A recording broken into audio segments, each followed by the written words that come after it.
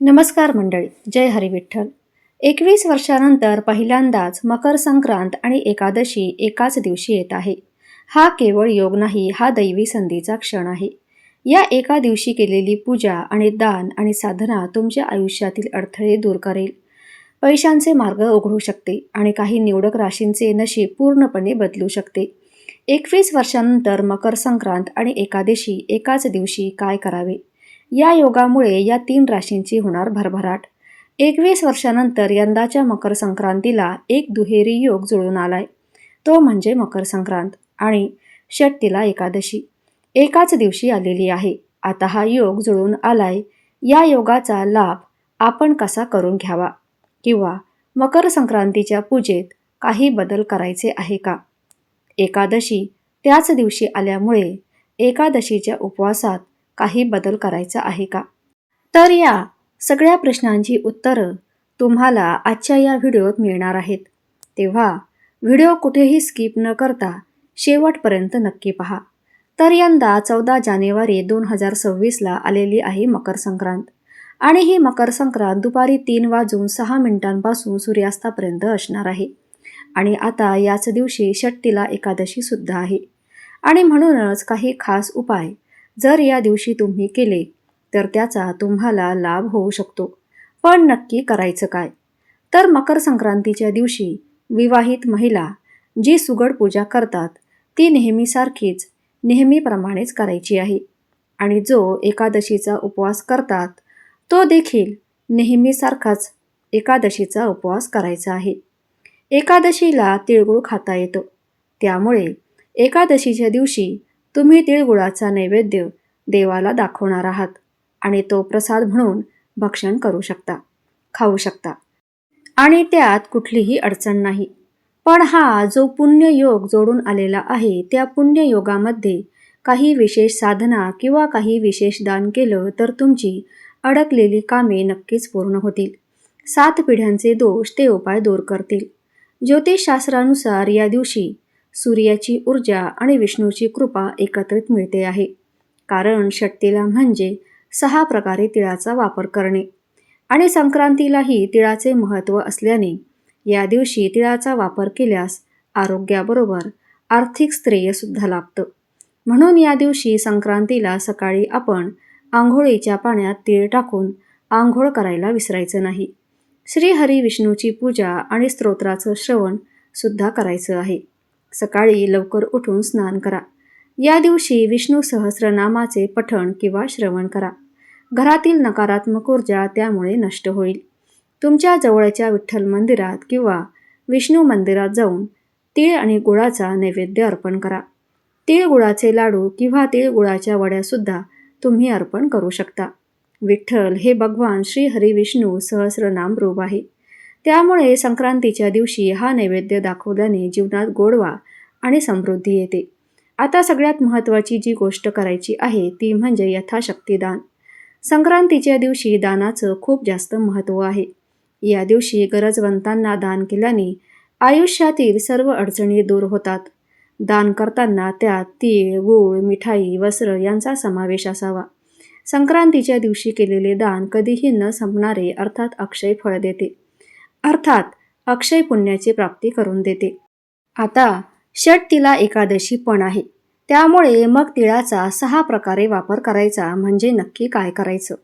तर तीळ स्नान करायचं, तिळाचं उटणं लावायचं, तिळाचा होम करता आला तर करायचा, तीळ तर्पण सुद्धा करायचं जे पितरांसाठी केले जाते, तिळाचे दान, तिळाचे भक्षण असे 6 प्रकारे तिळाचा वापर केल्याने पुण्यफल प्राप्ती होते. म्हणजे आता 14 तारखेला तुम्हाला काय करायचे? मकर संक्रांतीची पूजा जशी नेहमीसारखी करतो तशीच करायची आहे. जे एकादशीचा उपवास करतात त्यांनी एकादशीचा उपवाससुद्धा करायचा आहे आणि उपवासाला सुद्धा तिळगुळ खाल्लं तर चालणार आहे. त्यात काहीच अडचण नाही. आता मकर संक्रांत यंदाची जी आहे तिचं वाहन वाघ असून उपवाहन घोडा आहे. संक्रांतीने पिवळे वस्त्र धारण केलेले आहे. हातात गदा घेतलेली असून केशराचा टिळा लावलेला आहे. वयाने कुमारिका असून बसलेल्या स्थितीमध्ये आहे. वासाकरता जाईचे फूल घेतलेले असून पायस म्हणजे खीर भक्षण करत आहे. सर्पजाती असून भूषणार्थ मोती धारण केलेला आहे. आता संक्रांतीच्या पर्वकाळात दात घासणे, कठोर बोलणे, वृक्ष किंवा गवत तोडणे, गाई म्हशींची धार काढणे आणि कामविषयक सेवन करणे ही कामे करू नये, असं पंचांगात सांगितलेलं आहे. तर मंडळी, संक्रांत आणि षष्ठीला एकादशी एकत्र आल्यामुळे हा सुंदर योग जोडून आलाय. त्याचा लाभ अवश्य घ्या. भगवान श्री हरी विष्णूची पूजा नक्की करा. मगाशी म्हटलं तसं विष्णू सहस्रनाम ऐका किंवा म्हणता येत असेल तर म्हणा. जवळच्या विठ्ठल मंदिरात जाऊन तिळगुळाचा नैवेद्य सुद्धा अर्पण करा. आणि दानधर्म अर्थात संक्रांतीला दानधर्माचे महत्त्व आहे. त्यामुळे तुम्हाला जसं झेपेल तुमच्या ऐपतीप्रमाणे दानधर्म करण्याचा नक्कीच प्रयत्न करा. दानधर्माबद्दल बोलायचं असेल तर संक्रांतीच्या काळामध्ये स्त्रिया कोणत्याही गोष्टीचे दान करू शकता. नवे भांडी, गाईला घास, अन्न, तिळपात्र, गूळ, तीळ, सोने, भूमी, गाय, वस्त्र, घोडा अशा कुठल्याही गोष्टींचे दान तुम्ही करू शकता. आपापल्या ऐपतीप्रमाणे हे दान करायचे आहे. खास करून हळदी कुंकू जे केलं जातं आणि संक्रांतीत वाण जे वाटलं जातं त्यामागे दान करणे हाच हेतू असतो. त्यामुळे दान करताना आपण काय दान करत आहोत, ही वस्तू दुसऱ्याच्या उपयोगाला येणार आहे का, याचा विचार अवश्य करूनच वाणामध्ये वस्तू निवडाव्यात. 14 जानेवारी 2026ला आहे मकर संक्रांत आणि ही मकर संक्रांत 4 राशींच्या आयुष्यामध्ये आरोग्य, धन, प्राप्ती, यश या गोष्टी घेऊन येणार आहे. तर कोणत्या आहेत त्या 4 राशी आणि असं काय बरं विशेष घडणार आहे, चला तर जाणून घेऊया. सूर्य जेव्हा मकर राशीत प्रवेश करतो तेव्हा मकर संक्रांत असते. ही घटना इतकी महत्त्वाची का असते? कारण सूर्याचं आपल्या आयुष्यात असणारं महत्त्व, सूर्य हा आत्म्याचा कारक ग्रह मानला जातो. ज्योतिषशास्त्रामध्ये आत्मविश्वास, सरकारी नोकरी, पद आणि प्रतिष्ठा या सगळ्या गोष्टी सूर्यकृपेने मिळतात. आता जर एखाद्याच्या मूळ कुंडलीत, मूळ पत्रिकेत सूर्य जर चांगल्या स्थितीमध्ये नसेल तर मग आत्मविश्वासाची कमतरता, बोलायचं धाडस न होणे किंवा निर्णय न घेता येणे, सगळ्यात महत्त्वाचं म्हणजे नोकरीमध्ये पद आणि प्रमोशन न मिळणे, अशा काही अनुभवांना सामोरे जावे लागते. तर आता बघूया मकर संक्रांतीपासून जे ग्रहमान तयार होतं ते कोणकोणत्या राशींना लाभ देणारं आहे. तर त्यामध्ये सगळ्यात पहिली रास आहे मेष रास. मेष राशीसाठी हा काळ लाभाचा म्हणावा लागेल. तुमच्या कामाचं कौतुक होईल. शिवाय पदोन्नती किंवा पगारवाढ या संदर्भात चर्चा होण्याची किंवा ते होण्याची दाट शक्यता आहे. नवीन नोकरीच्या शोधात तुम्ही असाल तर तुमचा शोधसुद्धा यशस्वी होऊ शकतो. तर सरकारी क्षेत्रातील लोकांना सुद्धा फायदा होऊ शकतो. व्यवसायात सुद्धा या गोष्टींचा फायदा होणार आहे. आता तुम्ही म्हणाल की मेष राशीच्या लोकांना चालू आहे साडेसाती, त्यामुळे कामात अडथळे येत आहेत, मन शांत नाहीये किंवा आरोग्याच्या काही तक्रारी जाणवतात. तर हे स्वाभाविकच आहे, कारण साडेसाती चालू आहे. पण सूर्याची उपासना तुम्हाला या काळातही दिलासा देणारी ठरणार आहे.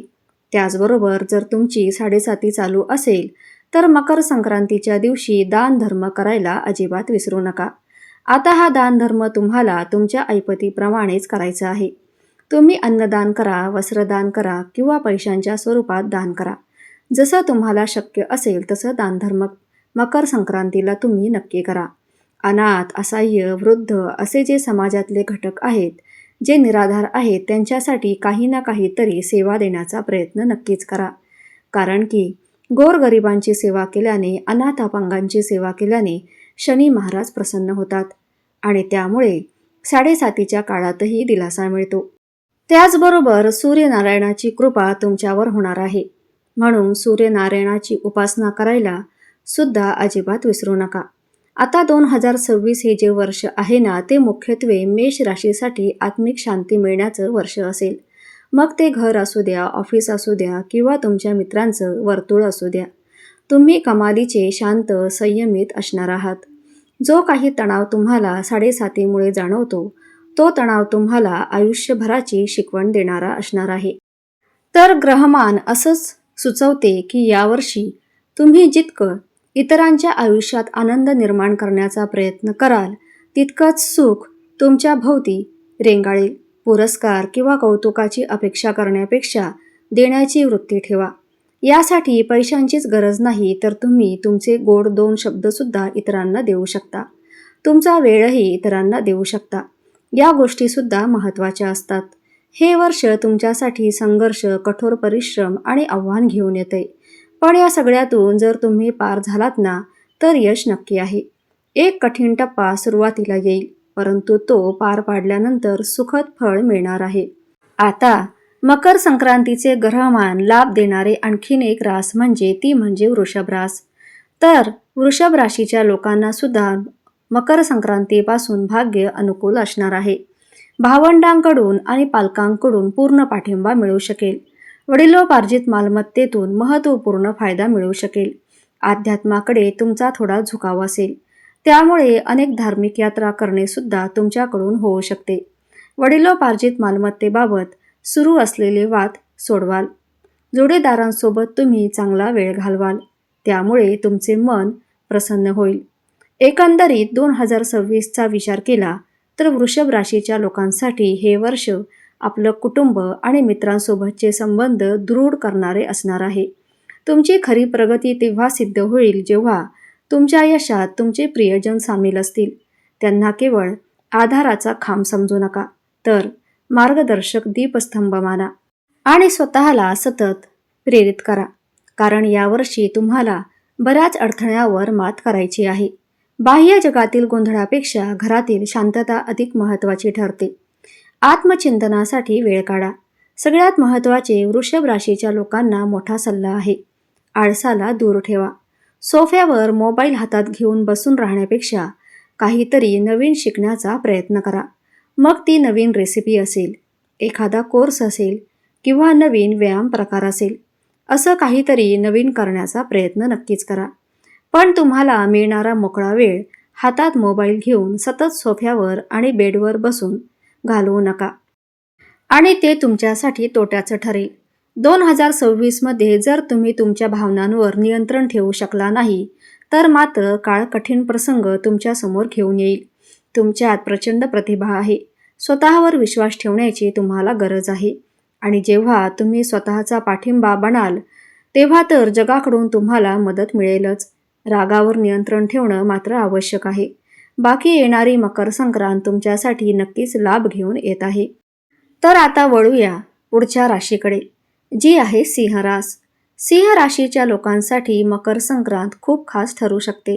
या राशीची लोक त्यांच्या क्षेत्रात हळूहळू प्रगती करत यश मिळवतात आणि तुम्ही तुमच्या शत्रूवर सुद्धा या काळात विजय मिळवू शकाल. जे काही प्रलंबित कामं किंवा कायदेशीर बाबी अडकल्या आहेत, न्यायालयीन प्रकरणांचा निकाल अडकलाय, त्या सगळ्या गोष्टी मार्गी लागू शकतात.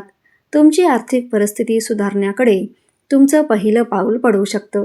भविष्यासाठी बचत करण्यासाठी तुम्ही चांगली योजना आखाल, ज्या भविष्यात तुम्हाला लाभ करून देतील.